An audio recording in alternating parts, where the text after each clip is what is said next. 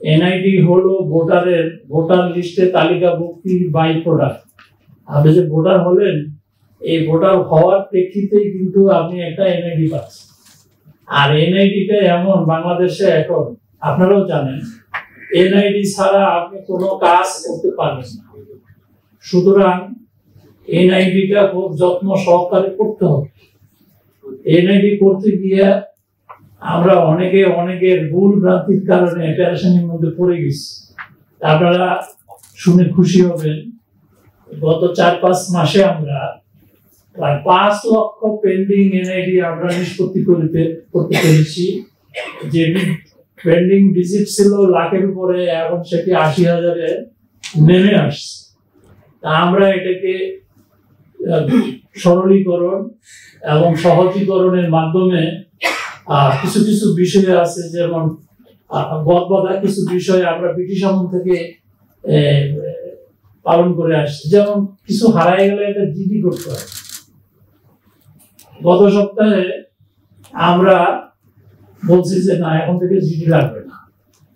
যিনি হারিয়েছেন তিনি যদি সেই ব্যক্তি হন, তার প্রমাণ তো আমার কাছে আছে, সেটা তো থানাতে না, আমার কাছে আছে। কি আপনার এনআইডি ছিল, নষ্ট হয়ে গেছে, হারায় গেছে, চুরি হয়ে গেছে, হইতে পারে, কিন্তু আপনি যদি মিস্টার আব্দুল করিম হয়ে থাকে, আপনার ছবি আছে আমার কাছে, আপনার চোখের আইরিশ আছে, আপনার বায়োমেট্রিক ফিঙ্গারপ্রিন্ট আছে। যদি আমি ক্রস চেক করে দেখি যে যিনি ক্লেম করছেন যে আমি হারিয়ে ফেলছি তিনি সেই ব্যক্তি, তাহলে আমার জিডি দরকার।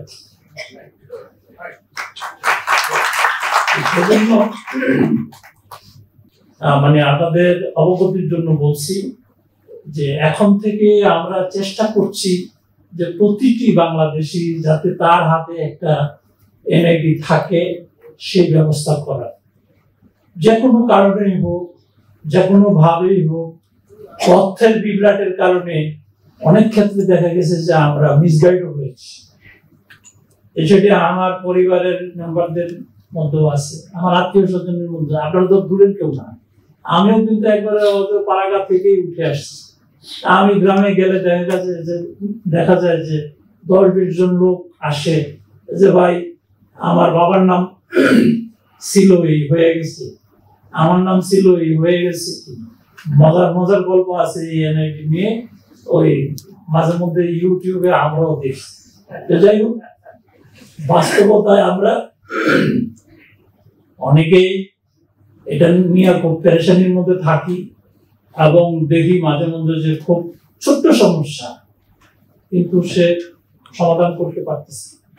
আমি মনে করি যে ইনশাল্লাহ যদি খুব বড় ধরনের কোনো জটিলতা না থাকে, ছোটখাটো সমস্যাগুলো আমরা খুব সহজে সমাধান করব। তো আজকে আমার খুব ভালো লাগছে যে আমি বিদেশের মাটিতে এসে আমার দেশে